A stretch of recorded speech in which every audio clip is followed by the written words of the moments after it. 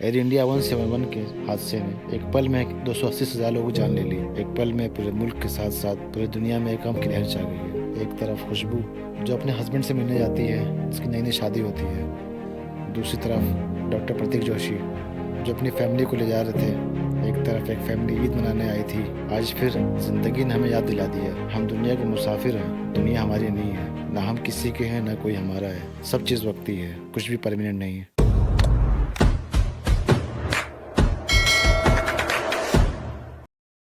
बिस्मिल्लाहिर्रहमानिर्रहीम। अस्सलाम वालेकुम वरहमतुल्लाहि वबरकातुहू। फ़्लाइट एयर इंडिया 423 जो दिल्ली से निकलती है 9:50 के आसपास सुबह 12 जून 2025 को। ये फ़्लाइट अहमदाबाद के लिए निकलती है और सेफली अपने डेस्टिनेशन में 20 मिनट पहले पहुंच भी जाती है। इस फ़्लाइट में बैठे किसी शख्स को यह गुमान नहीं था कि इस फ़्लाइट का असर क्या होगा 4 घंटे बाद। हालांकि एक शख्स ने इसकी शिकायत की थी बाद में। दोपहर के 1:40 के आसपास 171 टेक ऑफ करती है अहमदाबाद से लंदन के लिए। कुछ पल में ही, कुछ सेकंड्स में जहाज़ क्रैश कर जाता है एक रेजिडेंशियल एरिया में, और सारे लोग जो फ्लाइट में थे सब मर जाते हैं सिवाय एक के। साथ ही साथ जहाँ पे क्रैश हुआ वहाँ के भी कई लोग इस हादसे का शिकार हो जाते हैं। 280 से ज़्यादा जान चली जाती है एक पल में।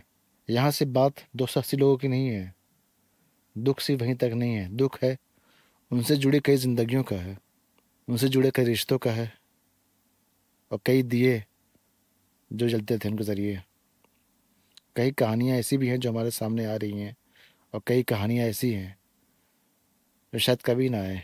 कहीं कोई ख्वाब लेके आसमानों पर चढ़ रहा था, कहीं किसी के ख्वाब पूरे हो रहे थे, कहीं कोई सेल्फीज ले रहा था फैमिलीज़ की, कहीं कोई खुश था और खुशियों के आंसू आ रहे थे।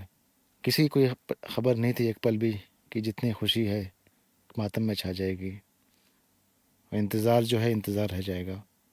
आज हम सब लोग इस गम में शरीक हैं। हर वो शख्स शरीक है जिसके पास दिल है, जिसके पास एहसास है, जिसके पास परिवार है, जिसको पता है कि ज़िंदगी क्या होती है और ज़िंदगी खोने गम क्या होता है, और एक ज़िंदगी से कितने लोग जुड़े होते हैं।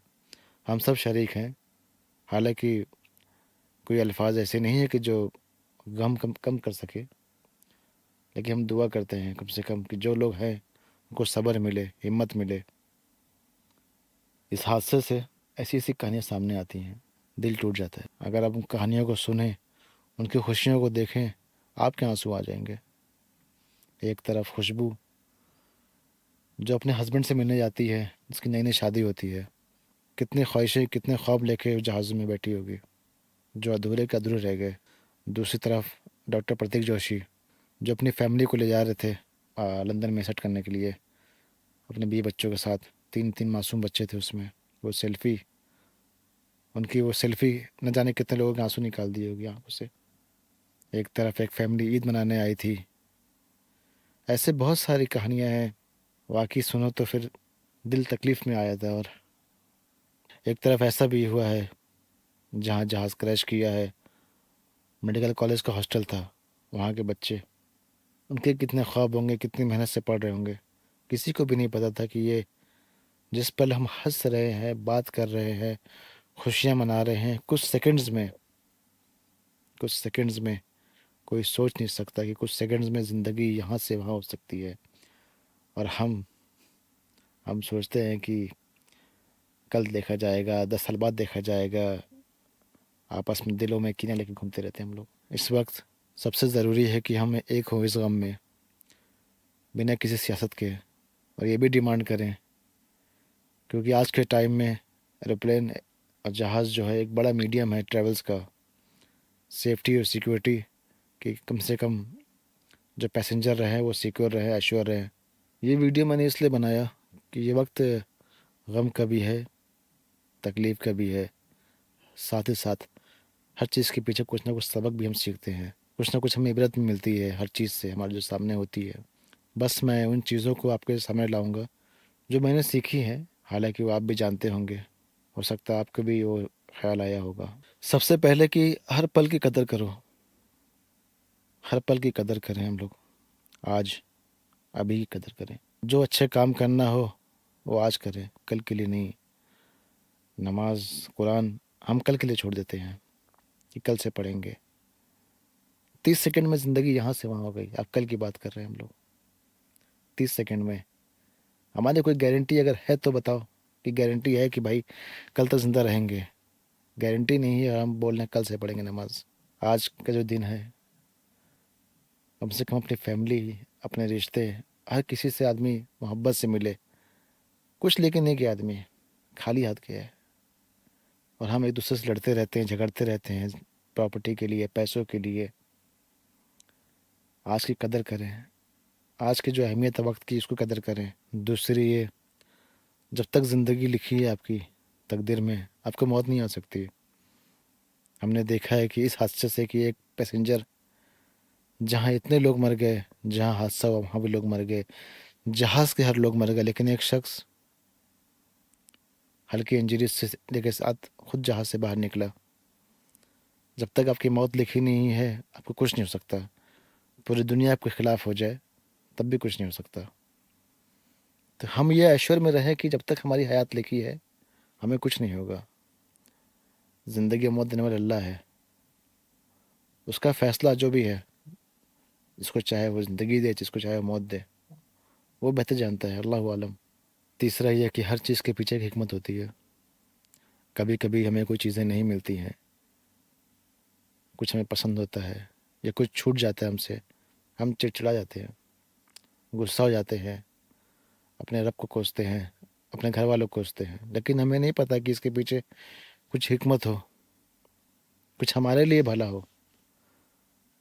बास टाइम ऐसा होता है कि हम लोग कुछ चीज़ छूट जाती है, 10 साल बाद मालूम होता है कि चलो अच्छा हुआ यार वो चीज़ हमने नहीं की। कभी कभी ऐसा होता है कि हमें शादी भी करनी होती है, वो शादी वो रिश्ता नहीं मिलता, बाद में मालूम होता है कि वो रिश्ता अच्छा नहीं था हमारे लिए। अल्लाह हमारा खालिक है, वो हमारे लिए बेहतरीन फैसला करता है। इस हादसे में एक लड़की जो 10 मिनट लेट हुई थी, उसको इस चीज़ का अंदाज़ा हो गया। लेकिन बाज़ वक्त ऐसा होता है कि बहुत सब्र करना पड़ता है, तब जाके इजहार ज़ाहिर होता है।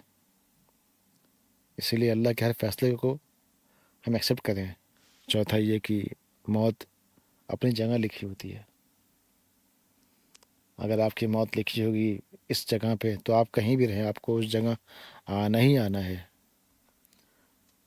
आप टावरों में रहें, छुप के रहें, आसमानों में रहें, छुप के रहें, कहीं भी रहें, जहाँ आपकी मौत लिखी है वहाँ आना ही आना है। लोग सफ़र में हैं, दुआ करते हैं कि भाई आपका सफ़र अच्छा रहे।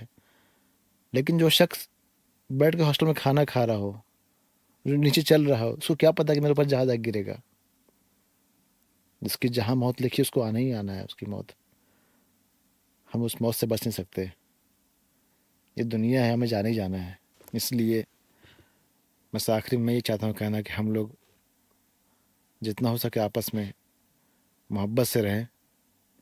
कब कौन सा पल आखिरी किसका हो, कल किसी को नसीब हो ना हो कि अपने अपनों के साथ वो पल। जितना वक्त हम यहाँ वहाँ ज़ाया करते हैं, कम से कम अपनों से बात करें, अपनों के साथ रहें, अपनों को दुआ में याद रखें। कल का पता नहीं। जितने अच्छे अमाल करना है आज करें हम लोग। इस्तग़फ़ार पढ़ना आज पढ़ें, कल के लिए नहीं। नमाज़ पढ़ना आज पढ़ें, कल के लिए नहीं। कुरान पढ़ना आज पढ़ें, कल के लिए नहीं। क्योंकि गारंटी कल की नहीं है आपको। किसी को गारंटी कल की नहीं है। सिर्फ एक चीज़ की गारंटी दुनिया में है, मौत की, और किसी गारंटी नहीं है। ये गारंटी नहीं है कि आप 100 साल जियोगे। ये गारंटी नहीं है कि आप अच्छा खाओगे पियोगे। ये गारंटी नहीं है कि आप जब तक ज़िंदगी है, आपकी हयात है, आप अच्छा खाओगे पियोगे, अच्छी सेहत में रहोगे। एक चीज़ की गारंटी सिवाय है बस, मौत की। इस ज़िंदगी में बस एक चीज़ गारंटी है, मौत की। इसीलिए आज की कदर करें हम लोग। हर हादसे से हमें कुछ ना कुछ सीखने को मिलता है, हर चीज़ से। ये मेरा सेल्फ रिफ्लेक्शन है जो मैंने आपसे शेयर किया है। और आखिरी में मैं चाहता हूँ कहना कि बहुत लोग ऐसे भी हैं जो मैं देख रहा हूँ फेसबुक पे और यहाँ वहाँ, इस हादसे पे हंसने की इमोजी ये सब शेयर कर रहे हैं। पहली बात तो ये इंसानियत भी नहीं है कि आप किसी की मौत पे हंसें, चाहे वो कोई भी हो। दूसरी बात ये इस्लाम के भी ख़िलाफ़ है, ठीक है। और तीसरी बात, इससे एक अच्छा पैगाम नहीं आता है सोसाइटी में, मैसेज में। आप क्या पैगाम दे रहे हैं? कल आप भी सफ़र में रहेंगे, कल आप भी हादसे का शिकार हो सकते हैं।